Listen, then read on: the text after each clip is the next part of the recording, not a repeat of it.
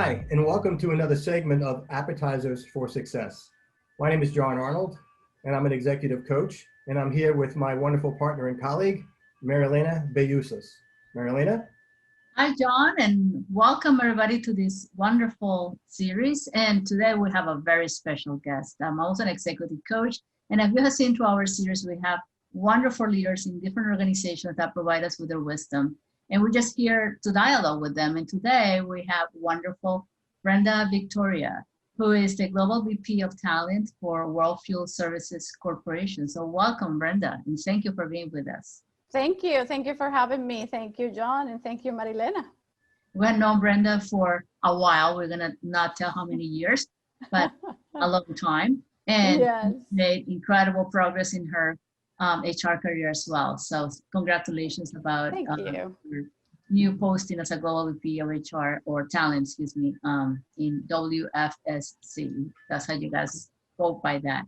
So yes. Hey, Brenda, we wanted to spend a little bit of time with you so you can tell us more about your experiences on hiring executive coaches. What is that like? What is the selection process like? Yes, so one of the things that I like to do is, and both of you, we have connected in a similar fashion. I like to build a pool of coaches that we can identify and tag their skill set and their strength, their area of focus, so that when we have the opportunity to start matching coaches with some of our executives, we already know what is your niche area as an executive coach. What are, and many of you specialize in multiple areas, but there are some things that become more natural, especially I can think about many times we need somebody who needs a leader who has to improve their executive presence, or they need to improve their ability to connect the dots and develop a cohesive strategy. So it is important for us, or at least on my side of the equation, to know as an executive coach, what is the strength or what are the multiple areas that you excel at. So we build that inventory or that pool so that when we have the opportunity to match a leader with an executive coach, we can easily go into that pool. Then we extract probably 2 or 3 names based on what we know and our experiences together and these areas of strength. And we provide the leader with a slate, if you will, where he or she can connect with 3 options or 2 or 3 options and identify with whom you would develop a better rapport as a leader. Because it is important for us to make sure that there is a very strong connection between the coach and the leader, as you well know. And in some cases, when you're starting from scratch and you don't have a previous relationship, you need to build that rapport. So we give the leader an opportunity to pick out of the 3 individuals in the slate, the one that he or she identify themselves better, either in terms of the approach that you use for coaching, or either because you just had that connection and that rapport established during an initial conversation. So that's how we like to structure the executive coaching matches. And I've done this in different organizations, and it has proven to work in some cases. Mm-hmm. Did you, so talking about that, it's wonderful that you give them options, but how well prepared, because John and I have faced this in the past, how prepared are they really to make that decision? I mean, do they know what coaching is? Do you prep them? Do they know what they're looking for in a coach? How do you prepare them for that selection process? That's a great question. We do take the time to prepare our leaders. As you know, executive coaching it's a big investment. We want to make sure that the leader that the relationship works, that we can get the results out of the coaching engagement, and setting it up properly to begin with is a big part of it. So the kinds of things that we cover with the leader, it is what is executive coaching and what is not, right? So this is what you can expect, and this is what we're not. And just a joke aside, we used to joke with the leader that we say, well, coaching is not therapy, okay? So this is there's a different need and a different approach for that. So we talk to them about what it is and what can they expect from their relationship. We provide, we give them examples of the kinds of things that they should be looking for. And it depends on their developmental need. That is why having very clear view on what is the developmental need that this leader has to address is so important, because the questions and what they should be looking in the executive coach have to be based not only about our styles and making sure that we have a good rapport and connection, but also to make sure that they will be addressing and providing value to what the leader needs to develop. So those are some of the tips that we give them. We provide them bios in advance. We ask them to review and make sure that you know who you're talking to before you connect, so that the conversation is meaningful and we're not wasting anybody's time, quite frankly. That sets up for the next question. And so there's a lot of time and some money that goes into even setting up for an executive coaching assignment or engagement, correct? How do you look at measuring success of an executive coaching engagement? What does that look like? Yes, I think there is a qualitative aspect of the success, and then there is something that can be quantified, because as you know, I mean, back in the organization, at the end of the day, bottom line is that the leader is able to turn around and change the areas that this individual needs to improve. And that is easy, and an easy way to quantify that has to do with the results from the engagement of their teams. So in some organizations, for example, that use Net Promoter Scores, it's very easy to leverage that quick type of qualifier and see how their ratings improve just after a couple of months of in the engagement, for example. So so that's, for example, one way of quantify it. But from a qualitative perspective, another element of success to me, I think, first of all, does the leader develop such a strong connection that they want to continue in the coaching engagement? Are they engaged enough that past the 6-month mark, they want to renew and they want to continue working with the individual? With the caveat that is not a endless relationship, but it is a good indicator that not only has the leader put in, they're getting something out, that they're getting value out. So it's not a quantifiable way, but to me, it's a good indication that the relationship is working.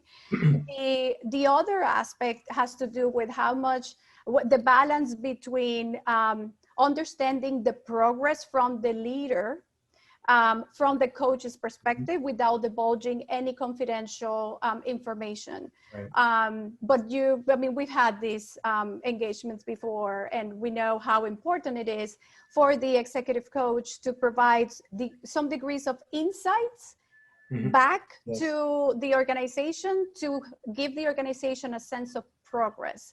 So that, to me, again, it's another big ticket item. It's having that symbiotic relationship in which we can learn more about the progress and how the leader is doing, protecting, of course, the confidentiality of the process. But having some visibility into that is important.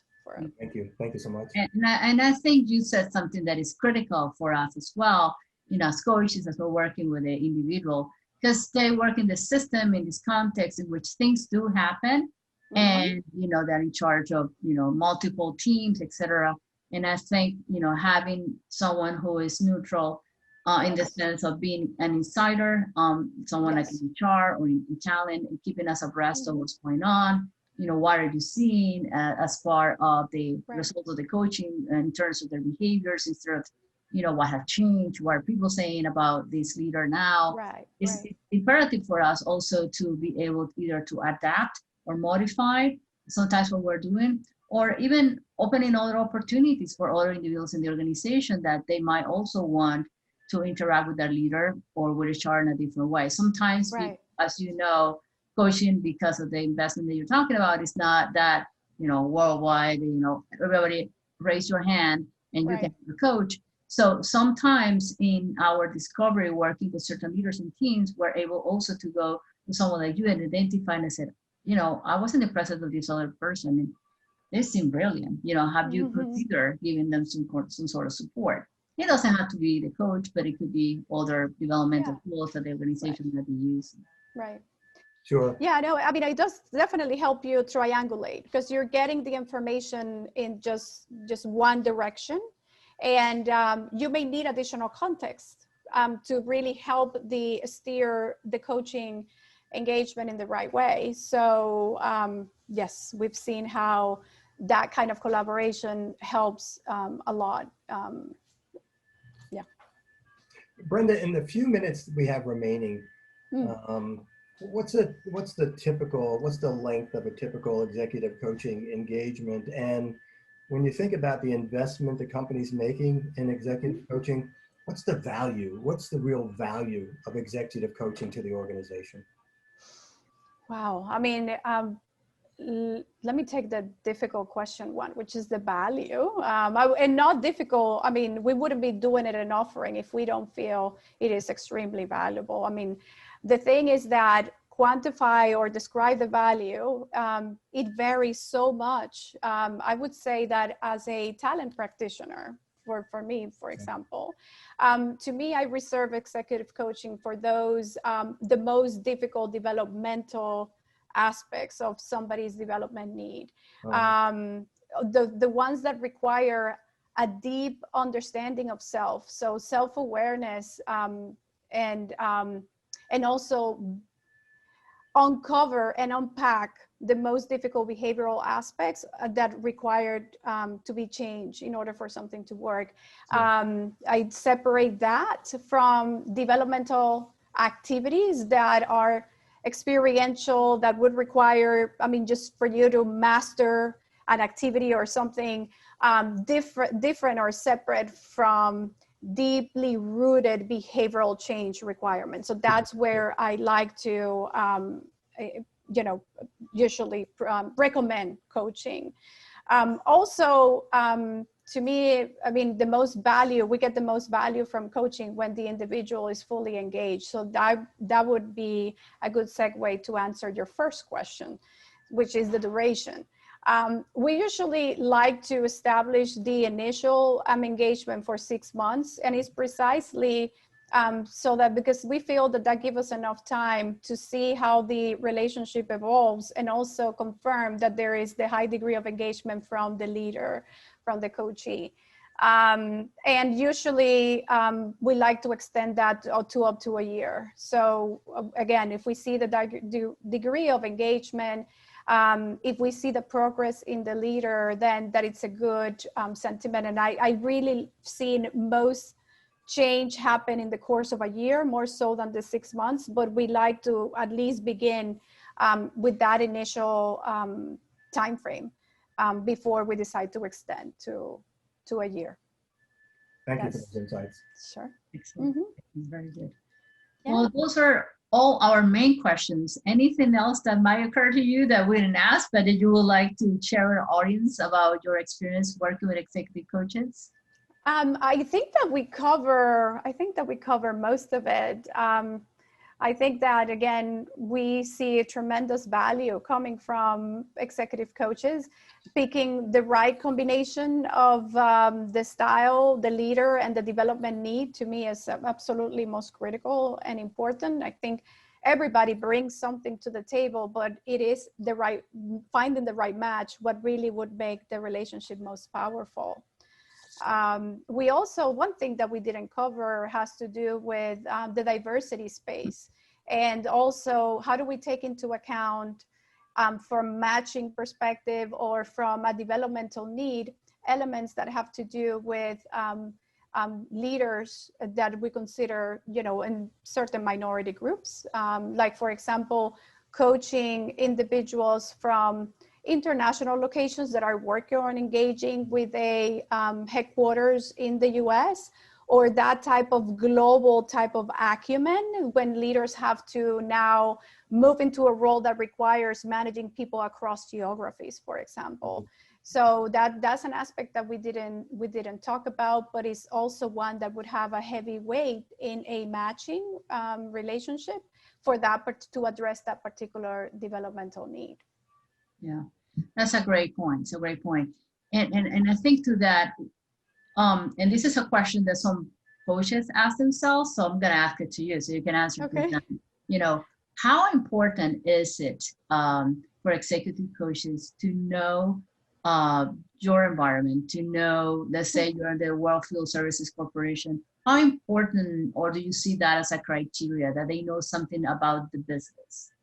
It is a criteria. It has a weight, and that there is the delicate balance on how do we expose the individuals in our pools, you know, equally to that opportunity, because then what ends up happening is that you tend to draw in the same person. And while that is good in the sense that this is somebody who has developed such a strong knowledge of the organization that is almost completely transparent or symbiotic, it can be like one of us because you know the culture so well, then it prevents having the diversity of views and perspectives that we would need by engaging other coaches. So it is a little bit of a challenge, but I do think that, and we tend to do that sometimes, again, go into those individuals who are most knowledgeable about the organization, because that is priceless. From that perspective, it helps the relationship greatly. You save so much time in your discovery when you know the organization and the dynamics, that when you have to start from scratch and start building it. But yeah. Excellent. So I think our audience have learned a lot from you about 6 months to a year, you know, the power of engagement, the value of coaching, and also the criteria under which you and others are selecting executive coaches. So thank you so much, Brenda, for spending time with us. We're thrilled that you can make up the time and be with us and share your experiences. So thanks. Anytime. Yeah, Brenda, Anytime. thank you. Thank you for sharing not just your wisdom and experience, but your passion. And I don't do this to embarrass you, but when I look on your LinkedIn page and I see obsessed about matching talent with evolving needs of an organization, I mean, come on, obsessed with matching talent. It's wonderful. So it's you know, it's just incredible. And thank you so much for taking time out of your busy schedule to not only share your wisdom and knowledge and experience with Marilena and myself, but with the audience that we will be sharing it with. Thank you. Yeah, no, you're welcome. I am indeed passionate, but I have to say that I kind of like adopted that kind of like a bold and a strong statement there for actually working from with one of our previous leaders when I was with MasterCard before. And it's contagious. It's hard. It's hard not to get in the bandwagon when you work with leadership who is absolutely obsessed. What is beyond obsession, right? So I identify with that. Yeah. Well, thank you so much for taking the time to get with us today. Anytime.